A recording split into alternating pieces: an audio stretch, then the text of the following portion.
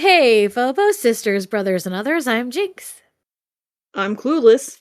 And this is Sisters of the Macabre.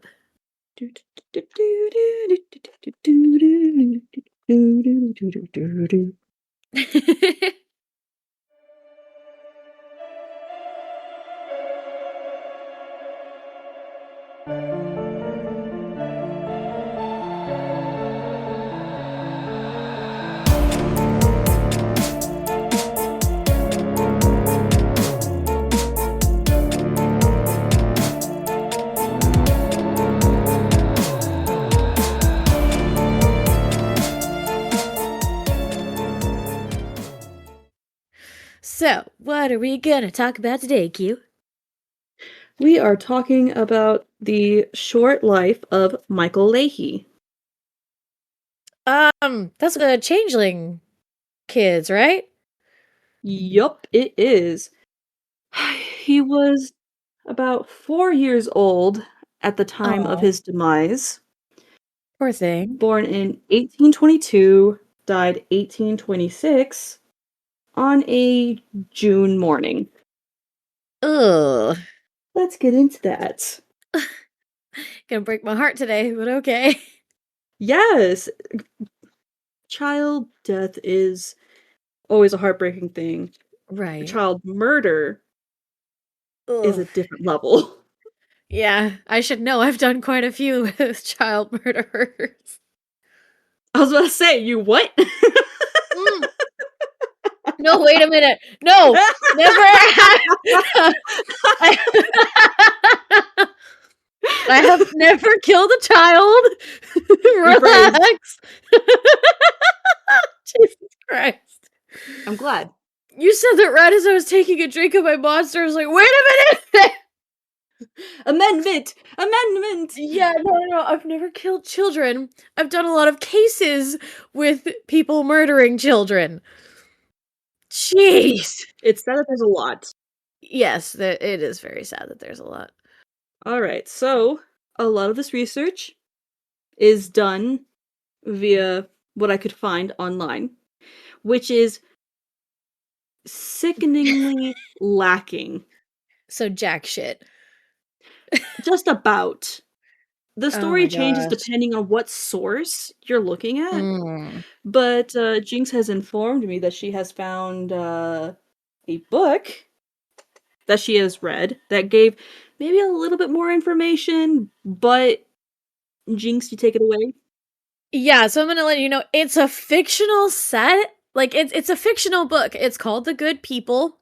It's by Anna Kent, and this is a quote from her. The novel is a work of fiction, although it takes as its inspiration a true event of infanticide. And then it talks about, the old woman of very advanced age known as Anne Roche or Nance Roche, and was indicated for willful murder of Michael Kelleher or Leahy, because newspaper accounts did have different names. Summer of June 1826. It was June 12th. It was on a Monday. Drowned in the River Flesk. So it talks about it, and we can gain some insight and speculation through that.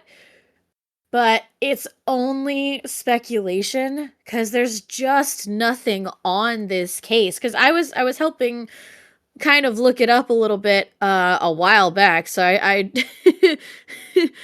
and I'm trying to remember all the things I remember before that.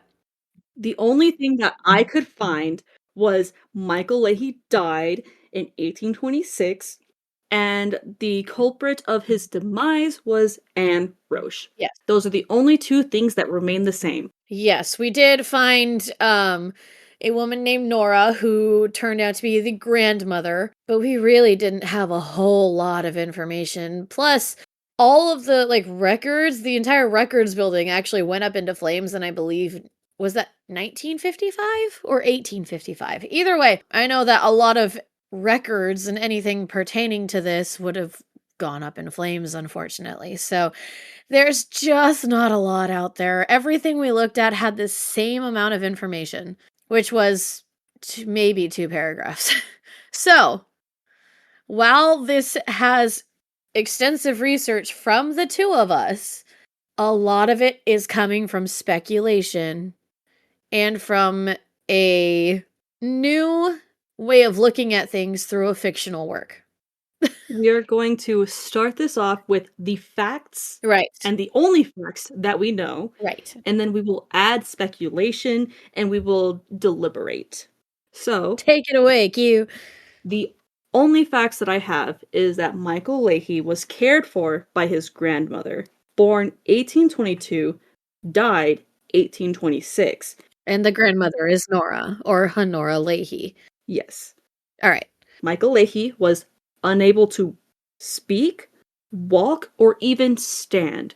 So he's already checking off the typical signs of the time of being fae touched or a changeling. Especially because I did see one comment about the grandmother having remembered when he was 2 and he was laughing and being a normal child.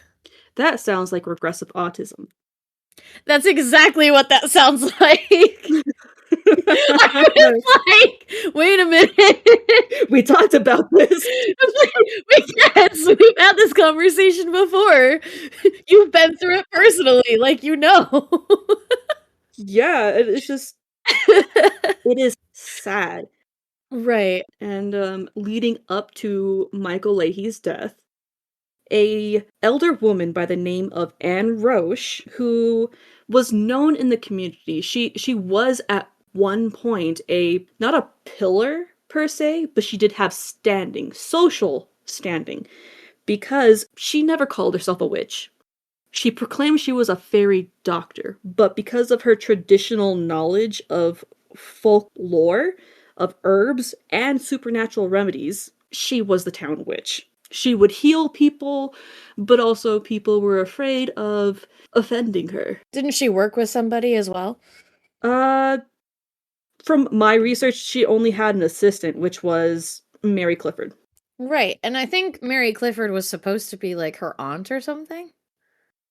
I don't know if that's just in the book or if that's actual like fact. Mary Clifford was younger than Anne Roche. Oh, okay. So in the book it's her aunt, but in reality, Mary Clifford may have been what, like an assistant or perhaps a servant? Probably. Okay. This is good to clarify. Mary was in no position to challenge or question Anne Roche. Right, okay. This plays in the story in a bit. Leading up to Michael Leahy's death, Anne Roche, who is known for being a fairy doctor because of her intimate knowledge of the good people, or which is another name for the fairies. She professed expertise in detecting and countering fairy magic and changelings. Typically, a widowed spinster would be on the bottom. She wouldn't be high up in the social structure, but because she had placed herself as somebody who can help, it raised her status a bit. And sometimes that might kind of conflict with you feel the need, a pressure to keep your status. Well, yeah, especially in like this was like 1826, right? So yeah, especially back in 1826, all your social status was all you had back then. Especially if you were a woman. Yeah, or a spinster. Oh yeah, it was worse. Exactly. Spinsters were, hated and looked down upon, thought undesirable. And so, especially back in 1825 and 26, when this was, occurring basically, it was very important that if she got her social standing, that she kept it. Sometimes you hold on to things with both fists, Yes. no matter the cost. And there was a cost. 3 mornings in a row prior or leading up to this Monday, Yes, it was a Monday. he had Mary Clifford and one other person. Depending on your source, you will get one of 2 answers. But either way, 2 people were instructed to take Michael Leahy every morning to the River Flesk in the town of Killarney in the county of Kearney, or Kerry, in Ireland. Okay. So, in that town. Yeah, wasn't it County Kerry? Yeah. Yeah, it's County Kerry. Sorry. That river, especially in the morning, would be freezing cold, and that was exactly what Anne Roche had instructed. The water must be freezing to drive the fairy out, Right. to drive the changelings out of this poor boy. Oh. And this is where the story kind of like mixes and meshes and whatnot. One source said that Anne Roche instructed 2 random men to take this child out for 3 mornings in a row to be bathed, which is a polite way of saying being submerged in ice cold river water Oh. for a specific amount of time. Others say that it was Mary Clifford and Anne Roche under the instruction of Michael Leahy's grandmother. Nora. Okay. Others say that under Anne Roche's instruction, Mary Clifford and Michael's grandmother were the ones that had bathed Michael Leahy in that river in the morning. Mm. But either way, it was under the instruction of Anne Roche. Anne Roche went to the grandmother and told her exactly what to do to drive this changeling out of this child. When this was discovered, there was a crown council. It was taken to trial. There we go. Jesus, I'm having the hugest fucking brain fart of my life right now. Jesus Christ. That's okay. That was me, 5 minutes ago? I feel you. All right, so apparently, Anne Roche had a good or persuasive defense team. The defense team being a barrister, Daniel O'Connell, Okay. and a Henry Walsh. Okay. And they had argued that although Anne Roche had done such a thing, it was rooted in a misguided attempt at healing. Which, yeah, is the cover up. Not Oh, I'm really. sorry. Not the. I know it's not the cover up. I said that facetiously. Oh, you're good. Sorry. I'm like, I know, but like, you killed a child. No matter what, I don't care if this is the 1820s or whatever. You killed a child. They brought into question the mens rea versus actus rea. Mens rea is a court term meaning guilty mind. Actus rea, court term for guilty act. Yes, she had committed a guilty act, but did she have actus rea? You mean mens rea? Or mens rea? Fuck! She did not have mens rea. They had argued that her only guilty act was trying to drive this changeling out of this child. And they could not prove in this court whether or not the ritual was successful. Right. She did not have a guilty mind. She did not go into this act trying to kill this child. Mary Clifford, who is the assistant of Anne Roche, testified as a witness and confessed what she had witnessed and confessed what she had been an accomplice to. But the judge, a Baron Penfather, directed the jury to acquit. Although suspicious and tragic, insufficient evidence of malicious intent was found. Gotcha. They could not find mens rea. Mm-hmm. It's crap. It is. I get it, but it's crap. And acquitted without deliberation was what this was. So he was like, yeah, you thought you were doing it to heal him, so you're good? Yeah. Fucking And hell. they couldn't prove whether it was successful or not. Right. Just because the child died doesn't mean that they didn't actually cast the fairy out. Right. Oh my gosh. So why the fuck do you think there's not much information on this? Is it just because of the fact that like the records were burned? I mean, that definitely helps in losing information.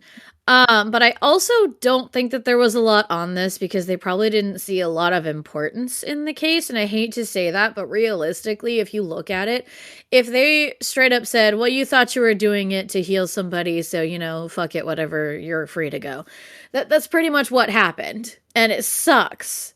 But realistically, looking at that, they completely just threw this case under nobody cares, you know?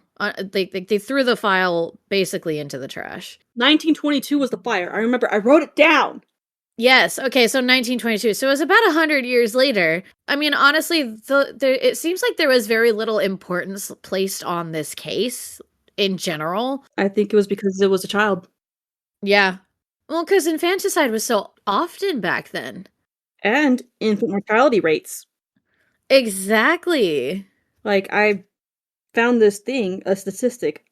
150 children were pronounced dead out of 1,000. Yeah, and while that doesn't sound like a lot, that is a lot. That's like, how much would that be? Jesus. Like 15% of 1,000. Would it? I don't do math, okay? 15%, yeah. Fuck yeah! Yeah. Oh, bad.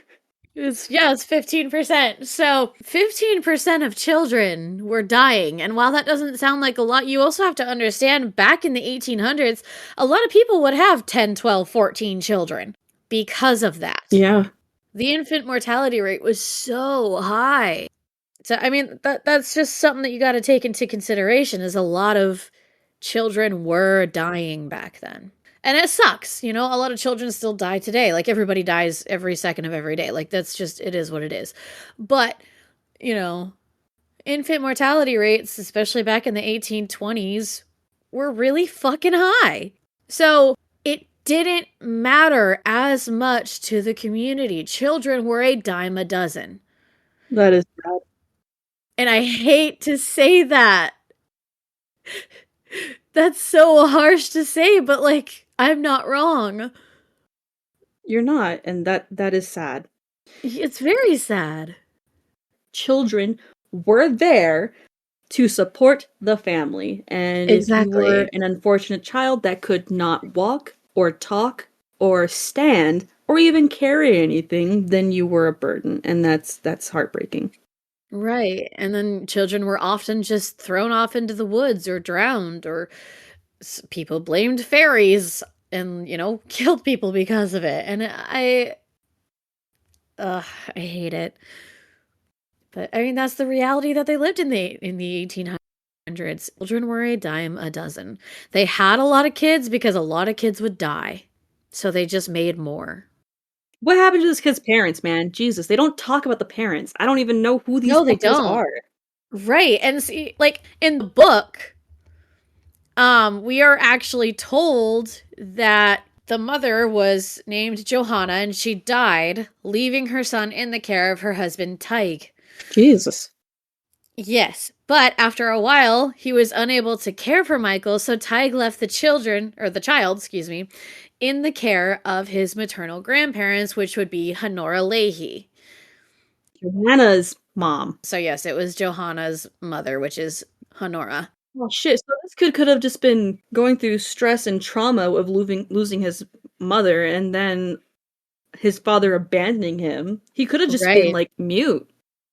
Yeah, he could have very easily had, you know, a lot of mental issues because of this, you know? And of course, then not to mention, now remember, he's only 4 by the time he dies, but Honora's husband, Martin, died as well. Jesus. Yeah, and that's kind of when Nora started to become convinced that the good people had taken away her real grandson and left in his place this quote unquote cretin or a changeling. She wouldn't even call him as a person, she started referring to him as it. That's fucking sad. Yeah, and so according again to the book, we're talking about the book. So everybody, just for clarification for anybody listening. This is speculation. Exactly. This is from a admitted fictional book based On off true of events. real events. Yes, exactly. I wanted to like make sure that we kept this in people's minds. Apparently, as I said before, like she remembered him at the age of 2 laughing and playing. So, Nora brought him to a Roman Catholic, I believe. Yeah, that was popular in the day. That's where Bridget Cleary got married. Roman Catholic Church. Right. So, yeah, Honora took him to a healer in the Catholic Church. In the book, it's, you know, Father Healy. But apparently, he refused her. Not sure what happened there, but that's when she came across Anne Roche, hoping she could help recover her true grandson. And see, here's the thing. We had talked about, you know, spinsters being, you know, basically nothing. And here's an actual quote. An old woman without a man is the next thing to a ghost. No one needs her. Folks are afraid of her, but mostly she isn't seen. So when she is seen and she gets all that standing, Anne Roche, that's very important to her. Now she's got a reputation. So that's why Honora brings her to Anne. Now, apparently, Anne was working with Mary. Now, in this, apparently Mary was Anne's aunt in the book. She was not in real life. We already discussed that. However, Mary had apparently told them not to do what they were planning to do, but the two older women, being Anne and Honora, decided to put the fairy out of it, quote unquote. And during the treatment, which actually included administration of foxglove juice, which was notorious for slowing down the heart. Jesus. Yeah, that's what they did before submerging him. Oh, so this kid was getting doubly, what do you call it? Fucked. Yeah, because he was getting hypothermia. There we go, that's the word! You took it right out of my mouth. You're Sneaky bitch. welcome. Slowing down the heart, which would already make him colder. It's already a fucking freezing morning. Yeah. On top of that, they're dunking him in freezing cold water. You know? Yeah, Jesus. Yeah, it was bad. I have an idea of why the priest might have turned, the grandmother away. What's up? She was probably telling him, "Hey, can you chase this changeling out of my child?" You know, and that's a good point to make because it is the Roman Catholic Church. They didn't exactly believe in fairies, first of all. From what I've read, Father Healy is like far more strict about the observance of church discipline and was really just not indulgent towards people like Anne who believed in the good people, which were fairies, or observed heathen rituals like keening at wakes. So, and that's a quote. It's a rough quote. So that would make a lot of sense as to why Father Healy turned her away. Yeah, I can understand, just like in the Catholic Church, just like fairies would be viewed as a kind of paganistic icon, Right. And yeah. and that does not fly in the face of God. No, it does not. So yeah, no, that's fair. That's a really good way to put that. Because even when he's speaking to Anne in a quote, again, in the book, the synod forbids professional keeners wailing at wakes as an unchristian practice. It is a heathenish custom and abhorrent to God. So, and that's a quote. So yeah, that does make sense as to why he would push Honora away, saying, no, I'm not going to do this because Fairies don't exist. yeah, fairies do not exist. So that's very interesting. It's a very interesting way to kind of look at it. But you also have to understand that it kind of seemed in the book like Anne Roche was getting a little desperate because Father Healy was bringing more people into the church and that was taking people away from her. One quote is, the parade of sickness to her door had thinned since Father Healy had preached against her. No doubt her patients' concern for their souls was now greater than their anxiety over chapped hands or fevers glittering through their children. Her days had emptied. Now, basically, that means that she was not getting any customers anymore. After Father Healy was like, yeah, no, we're not here to give you money. You're going to give your money to the Catholic Church and we're going to heal you with God instead of holistic rituals and things like that. But also commanding that people not listen or worship paganistic rituals and idols and Exactly. all that. And Anne Roche is everything paganistic and Right. the fairy doctor and the town witch. Healy really went against her and started bringing everybody into church on Sunday, saying that if they went to her, then their souls would be forever damned, which is a very Catholic Christian, thing to do. Realistically, we see it fucking everywhere. Also, if the grandmother believed in fairies, it wouldn't be too far off that maybe Michael Leahy wasn't baptized. Oh. But wait, fairies could be baptized. I remembered in your Changeling episodes. They don't like a way to dissuade changelings was to baptize your child. It wasn't an end-all be-all repellent, but it's less likely. I thought some of them took their children so their Fae children would be baptized. I remember that. Mm-hmm. Yeah, but that's under the idea that the baby hasn't been baptized yet. Yeah. But also, if I don't know, because Catholicism was so huge, and it still is, it's very huge in Ireland right now, to this day, I mean. So, and no hate, no judgment there, whatever, do your thing. But Speculation. yeah, right. And again, we're talking about the book here. We're not talking about like real life. Like, we don't know what happened. Most of, if not all, of the information was pretty much burned away 100 years later. On top of that, nobody fucking cared because it was a child and 15% of children died anyway. Okay. So they didn't care. Children were a dime a dozen. That's the reality of it.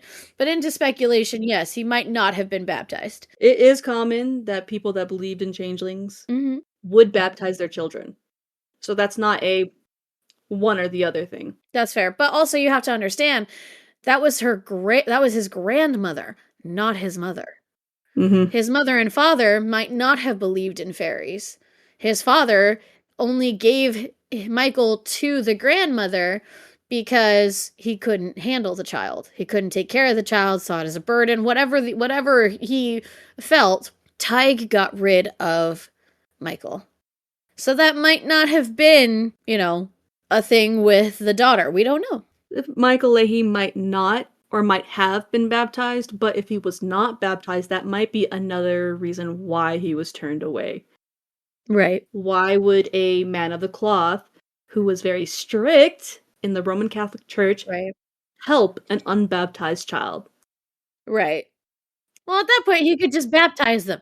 If the grandmother was stubborn and wasn't a churchgoer, but believed in the healing power of the church, no, you heal my son. You heal my grandson. I will not baptize them.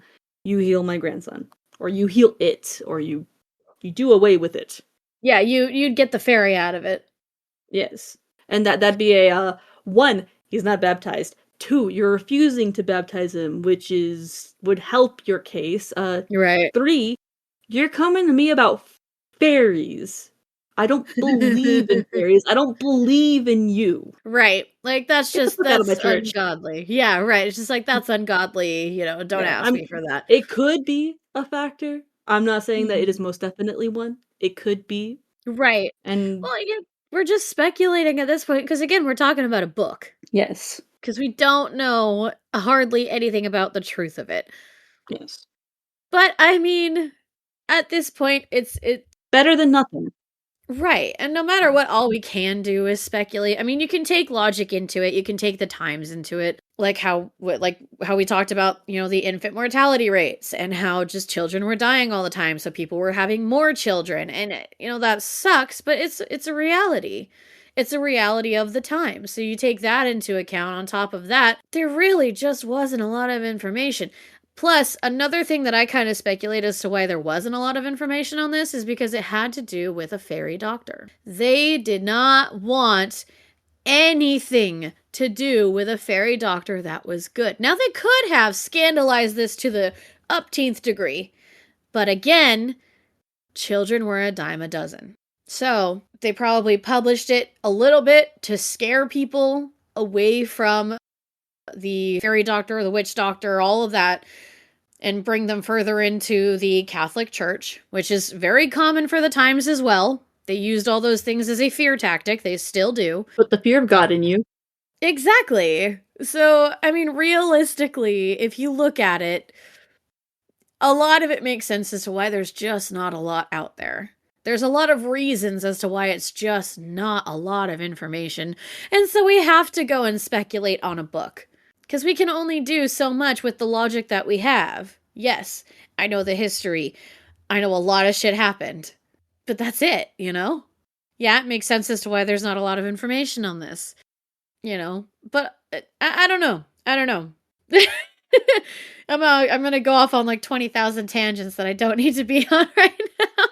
It's fine. But like the point is, like, I didn't realize you had your camera on. Hello. Hi. Hi. But like, I don't know. I like the book because it does kind of give you a new idea into it. Obviously, it's a work of fiction. All right, I've said this 20,000 times in this episode. I've quoted it from Hannah Kent herself. I am not saying that this is fact. What is fact is that a 4-year-old little boy was fucking drowned. Attempted drowned twice, fully drowned the third time on a fucking Monday morning in June. Technically, it wasn't Oh, an attempt to drown him, I know. It was an but attempt to drive the ferry out. it sounds stupid. Yeah, exactly. But this is coming from us Right. It made sense back in the 1800s. many fucking years past Right. this whole thing and with all of the advancements that we've made. So I guess it is really easy for us to say that was stupid. Right. And that's another thing that I'm trying to take into consideration when I think about, like, because you asked me, why do we think that there's so little information on this? We have to acknowledge the truth of the past, but does not Right. mean that we have to be happy with it. Right. We don't have to agree with it. Accept it. It Exactly. happened. It happened and it should not have, Right. And it sucks. but there's nothing we can do except for acknowledge that it happened and make sure that we don't forget. Right. And, history is such a profound thing. Like, if you really look at it, and this is coming from me personally, it's just like history is such an interesting thing to look at because you not only have the actions of the people that came before us, you have how those things affected certain things. And then some of us choose to learn from history, some of us choose not to. That's on whoever does what, right? There you go. But like to see how we used to have so many children because we knew that children were going to die all the time and we wanted an extra set of hands. Needed. That's what children were for. Yeah. You needed that extra set of hand because it was really fucking bad Right. and you needed all the help that you could get, and it's just easy. It's complicated just having Right. kids, but it's the only thing that you really can do in that time. And there weren't like child labor laws. Mm-mm. So it wasn't like they were worried about educating their children, they were worried about getting shit done. They were notoriously illiterate. Yeah, exactly. Exactly. And that sucks. Typically, the only person that knew how to read were people that could afford it Mm, and men of the cloth. right. Like Father Healy. Again, a book character. Wasn't real, but We don't know if it was or was not real. well, he is the book character, is what I'm saying, is Father Okay. Healy specifically, because I used him as a specific example. That is why I clarified. Because I don't know if she took him to the Roman Catholic Church. I have no idea. She might have. In the book, she did. But in real life, we don't know that. We have no way of knowing that. There are no more records after the 1922 fire. Exactly. Most of them burned up in flames. And on top of that, they didn't take a whole lot of records anyway. On top of that, you have to wonder what the actual Roman Catholic Church was also taking down as record for them. Did they write down every request? We don't know. There was really no point in keeping record with the high mortality rate of children. Exactly. And then each household, it could be, not always, but could be common for you to have between 5 to 10 kids. Right. Or sometimes even more. I mean, I've heard people having up to like 14 children. Yeah, and so it's just like maybe one of those 10 kids die if you have 10 kids, or maybe all of them die and then your neighbor has 5 kids that all live to term. Right. The infant mortality rate was so fucking high. It was. Now, 15% is not a high percentage, but if you take into account that it's children dying, that's a lot of fucking kids. And how out of how many? That's the point I'm about to make. It's just like, how many of these children, this person had 10, this person had 14, person, this person, and this person. And so realistically, you're looking at 100 families. Yeah. And 15% of them die. Mm-hmm. Or you have Bridget Cleary who doesn't have any kids. Ha, badass bitch. Bridget bad bitch. Yes. I can't get over the fact that her fucking dying words was a "Yo mama" joke. Like, I am here for this The woman. thing that killed her. No, your mama. Yeah, no, I appreciate her so much. But it's just sad that this kid didn't even have a chance. Like, his mother Right. passed. He was potentially or Right. potentially his mother had died, and potentially Right. his father abandoned him. The only thing we know is that he was raised by his grandmother, who did not care for him as much. And No. who knows if maybe just he decided to just give up, or if Right. he had aggressive regressive autism, or if he was just a Right. sad little kid that just didn't see the sense in talking to anybody because he only had his grandmother. Right. I mean, because at that point, if we go off of the book, you see that he had his mother die, was abandoned by his father, and had his grandfather die all within like a few years. And children can very easily be traumatized. I mean, I've seen it. I had a niece who she was going through a lot. Her mother's boyfriend at the time, because my the parents had split. So the mother's boyfriend at the time was quite literally beating her, and she was only like 2 years old at this point. She was very, very young. I don't even think she was a full 2 years. And so she got taken away. She was put into basically foster care with the grandmother, where the father was able to see her all the time. The mother signed away rights, didn't want anything to do with her. And like, she very clearly had signs of trauma. She would pull out her hair. She has trichotillomania, however you say it. It's where you're pulling your hair out, even subconsciously. And that's a real thing. But even as young as 2 years old, she was still going through that trauma. I mean, realistically, that is so unfortunately common, and children are very easily traumatized, whether we see it or not. Michael Leahy was 4 years old.